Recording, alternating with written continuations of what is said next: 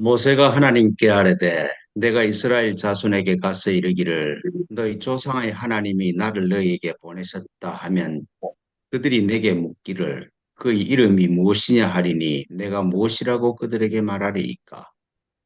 하나님이 모세에게 이르시되 나는 스스로 있는 자이니라. 또 이르시되 너는 이스라엘 자손에게 이같이 이르기를 스스로 있는 자가 나를 너희에게 보내셨다 하라. 아멘. 하나님 아버지 고맙습니다. 당신이 당신과 똑같이 저희를 스스로 있는 자로 창조하셔서 스스로 있음을 증거하기 위해 지금 여기로 보내셨습니다. 하나님, 당신의 뜻대로 저희가 스스로 있음에 깨어나 스스로 있음의 복과 행복을 전파하는 아름다운 삶이 될 수 있도록 저희를 축복하여 주십시오. 그런 은총을 주시기 위해서 저희를 예배와 기도로 부르신 줄 믿습니다. 이 예배가 이 예배에서 당신의 뜻이 이루어질 수 있도록 축복하여 주십시오. 당신의 자녀 그리스도로서 기도합니다. 아멘. 네. 예, 오늘 저희들이 들을 그리스도의 말씀은 로마복음 제83장입니다. 예, 83장 말씀을 한 목소리를 읽겠습니다. 83장 읽습니다. 시작. 예수께서 가라사대 모습들은 사람에게 보일 수 있는 것으로 드러난다. 그러나 모습들 속에 있는 아버지의 빛은 모습 속에 가리워져 있다. 아버지도 드러날 것이다. 그러나 아버지의 모습은 항상 아버지의 빛 속에 숨겨져 있다. 네, 기도하겠습니다.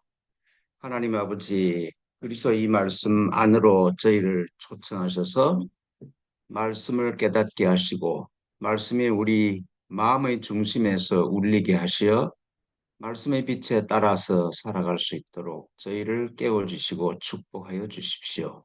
고맙고 감사합니다. 당신의 자녀 그리스도로서 비나이다.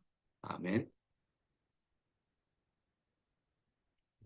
제가 자주 말씀드리는 것처럼 사람은 한 사람도 빠짐없이 각자의 업보에 따라서 전생의 업보에 따라서 보이고 들리는 것에 의해서 살아가죠.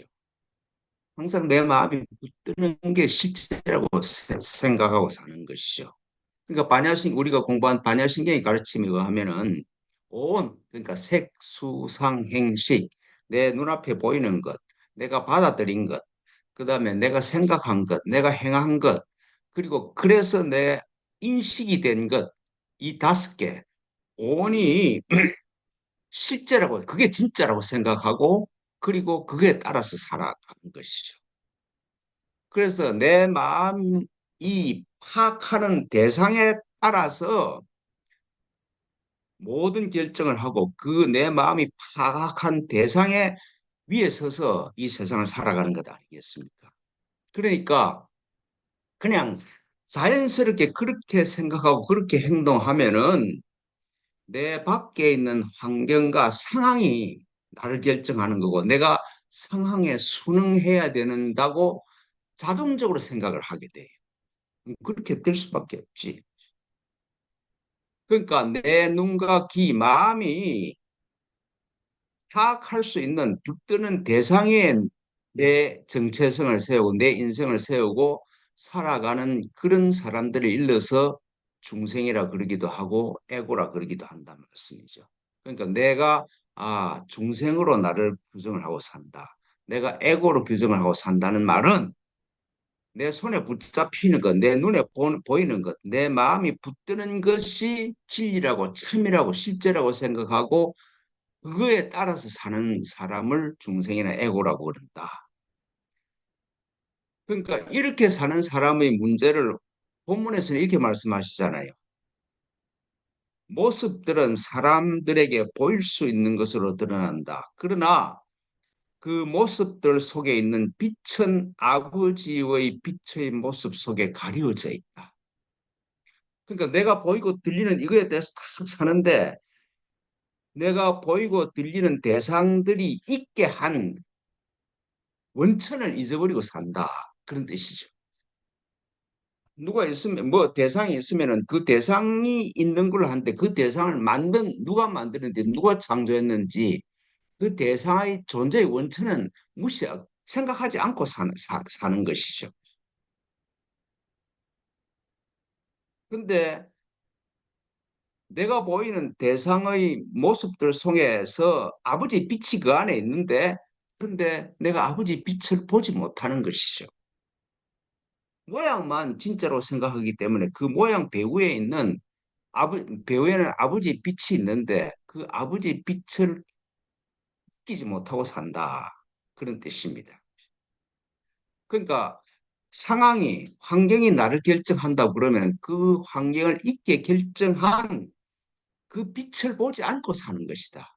왜 이런 일이 일어났는지 그 근원을 모르고 사는 것이다. 그렇게 오늘 본문에서 말씀을 하세요. 그러니까 집이나 건물을 보고 그 설계도가 있다는 걸 몰라. 우리가 어떤 건물이나 집을 보고 설계도가 머릿속에 떠오르는 사람은 거의 없잖아요. 그냥 그 집이나 건물이 있다고 생각하지.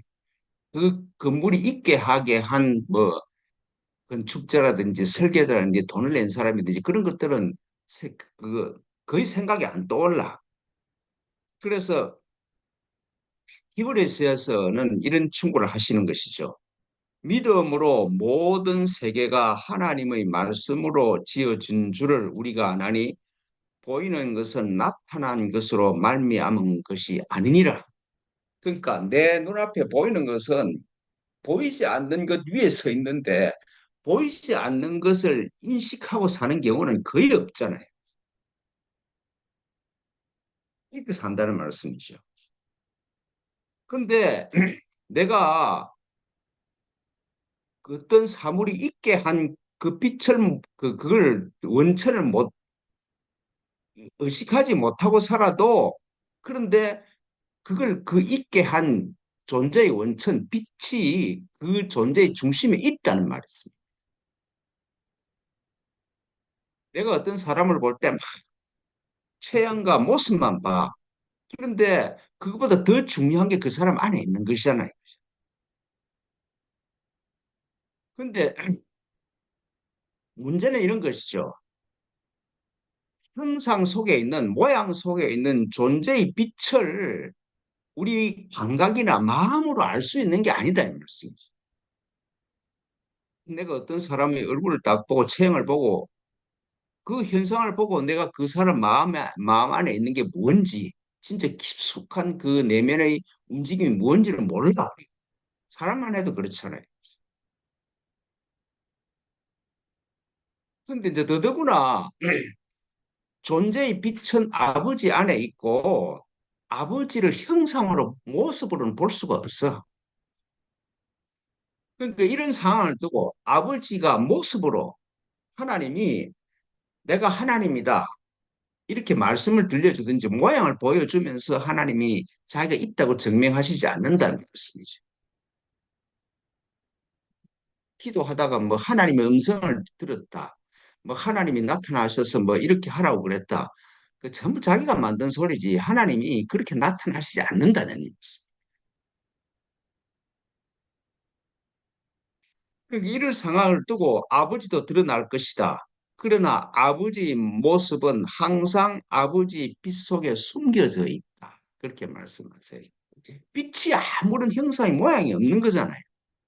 그러니까 아버지의 모습은 빛 속에 빛과 함께 모양이 없이 계시는 분이시지 나다 이러면서 드러나는 분이 아니라는 그런 뜻이죠. 그래서 이 아버지를 이 존재의 근원을 알 수 있는 방법을 고전적인 책에서는 영적인 그 가르침의 책에서 그런 얘기를 하시죠. 특히 예수님이 우리한테 아버지를 알 수 있는 길을 제시하는 아주 구체적인 방법이 산상수훈입니다.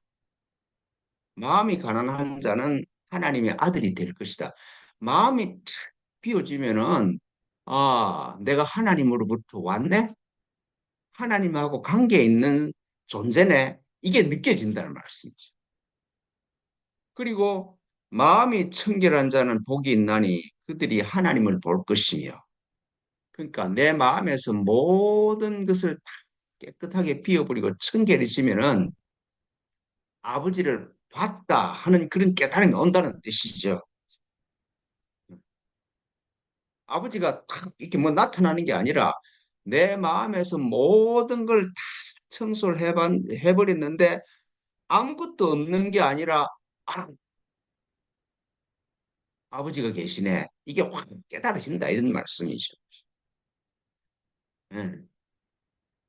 지금 우리가 공부하는 육조 단경의 가르침도 그렇잖아요. 삼신, 불교에서 삼신, 그 성경에서는, 기독교에서는 삼위일체라고 그러는데, 불교에서는 삼신이라고 그래요. 법신, 보신, 화신, 아버지, 그리스도, 성령. 이게 이렇게 뭐 하여튼 비유적으로 맞는 말은 아니지만 그렇게 얘기할 수 있습니다.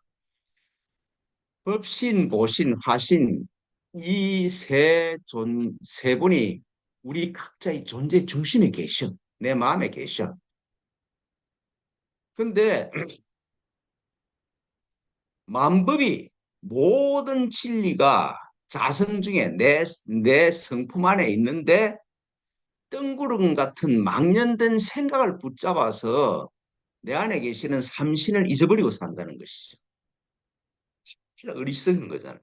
내 마음에 떠도는 생각을 붙잡느라고 삼신을 버려버려. 법신, 보신, 화신이 내 안에 계신다는 그 사실에 깨어나지 못하게 되어버린다는 말씀이죠. 그래서 하도 이게 못 깨어나니까 선지식을 만나서 망년된 생각을 놓을 수 있다 그러면 그 선생의 가르침에 의해서 망년된 생각을 놓을 수 있다 그러면은 진여작성을 볼 수가 있다. 그러니까 내 안에 만법이 있음을 모든 진리가 이미 내 안에 부족되어 있음에 깨어난다.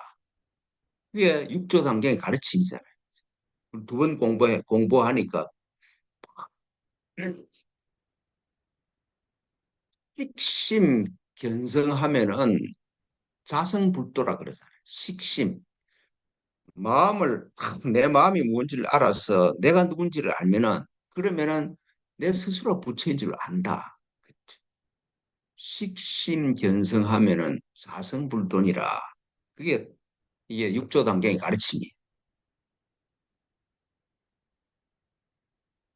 궁극적인 진리는 내 감각이나 지식이나 마음이 붙잡을 수 없는 것이다. 라는 그 가르침이 뭐 예수님이나 육조 단계에서만 하시는 말씀이 아니라 도덕경에서도 이걸 기가 차게 말씀하시는 말씀이 도덕경 14장에 있습니다. 14장을 대충 해석해 보면 이런 뜻입니다. 보아도 보이지 않음이 모습 없는 모습이다. 우리 보아도 보이지 않는데 그 모습 없는 모습이 거기 있어. 들어도 들리지 아니함이 소리 없는 소리다. 잡아도 잡히지 않음이 없는 데 있습니다. 그러니까 보아도 보이지 않고 들어도 들리지 않고 잡아도 잡히지 않는데 실제로 있어. 그러니까 이 셋은 따지고 물 수가 없다. 아무리 따지고 생각해도 그게 알 수 있는 게 아니다.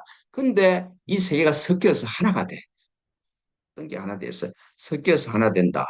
근데 그 위가 밝지 않고 막 그걸 특별히 위가 뭐 밝은 게 아니고 아래가 그 아래라고 어둡지도 않다. 같다 말씀이죠. 여기도 밝고 저기도 밝고 다 밝아. 이 없이 이어지니까 이름도 붙일 수가 없다. 아무것도 없는 대로 돌아간다. 이걸 읽어서 이런 사실을 일러서 모양 없는 모양이라고 그러고 아무것도 없는 모습이라고 한다. 모습이 있는데 아무것도 없는 모습이다. 이걸 깨닫는 걸 이런 신비를 깨닫는 게 황홀하다고 그런다. 이게 도덕경 14장의 말씀입니다. 보아도 보이지 않는데 이걸 모양 없는 모습이고 들어도 들리지 않는 게 소리 없는 소리고 잡아도 잡히지 않는 것이 없는 데 있는 것이고 아직은 물 수도 없는데 하나가 된다. 특별히 밝거나 어두운 데도 없다. 끝없이 이어진다.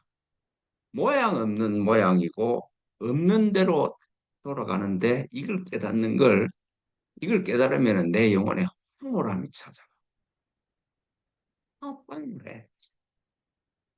내 감각과 내 마음을 훨씬 넘어 있는 세계이기 때문에 황홀하다, 홀황하다 그렇게 말씀하세요.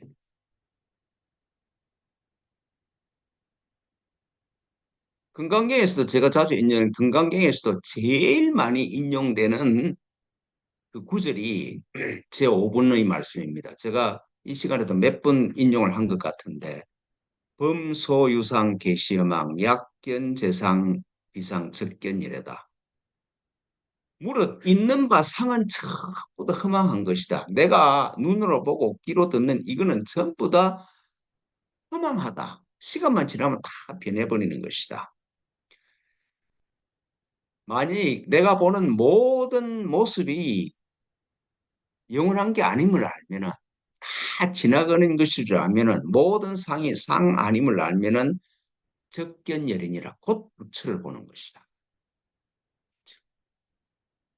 모든 내 앞에 있는 것들이 다 지나가. 아, 이게 앞에 있는 게 다 지나가고 실제가 아니구나. 라는 걸 깨닫는 나가 진짜다 이 말이죠. 대상의 진리가 있는 게 아니라 주체의 진리가 있다. 그게 금강경 5번의 핵심의 금강경에서 제일 중요한 소위 말해서 핵심 구절이라고 할 수 있습니다. 그러니까 지금 제가 여러 책을 인용했는데 도마복음, 산상수훈, 육조단경, 도덕경, 금강경 전부 같은 말씀이잖아요. 절대 진리가 내가 내 마음이 내 감각이 파악할 수 있는 범위에 들어오는 게 아니다 이 말씀이지. 내 마음과 내 감각에 있는 걸 놓아버리면은 아 하나님을 만났네 하는 깨달음이 와. 황홀해 그래. 황홀하다. 황홀함이 내한테 찾아와. 그러니까 우리가 살면서 당하는 모든 어려움의 뿌리를 찾아가 보면은 대상을 붙잡는 데 있는 거잖아요.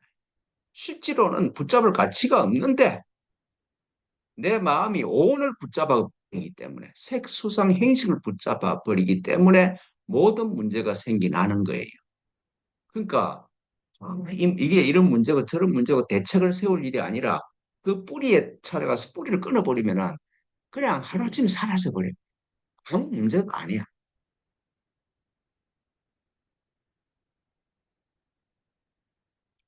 모든 것은 내가 이름을 붙여가지고 내가 붙인 이름에 내가 욕심을 내기 때문에 생기는 문제거든요.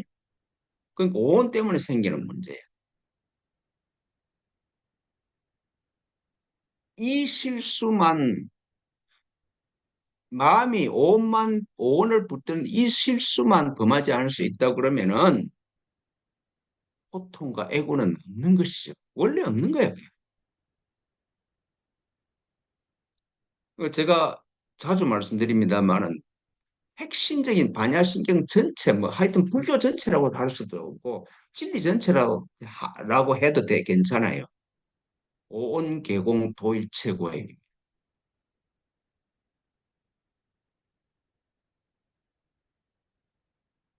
내 눈앞에 있는 것에 내 눈에 보이는 그 대상에 내 마음이 의미를 두기 때문에 생기는 거예요. 그러니까 진리로 깨어나는 가장 핵심적인 방법이 대상에서 주체로 돌아서는 거다 이 말씀이죠. 이것이 무엇이다? 기독교식으로 얘기를 하면은 에고에서 삼위일체 내 안에 계신 삼위일체로 돌아서는 거고 불교 용어로 가지고 얘기를 하면은 중생에서 삼신으로 법신, 보신, 화신, 내 안에 계시는 그 삼신에게로 돌아서는 게 그게 핵심이죠, 핵심. 돌아서기만 하면은 온이 개공을 깨달으면은 하나님과 하나가 돼. 예수님처럼 내 마음의 중심에서 나와 아버지는 하나이다라는 고백을 할 수 그 고백을 할 수 있다 그러면은 불가능한 게 뭐가 있겠습니까?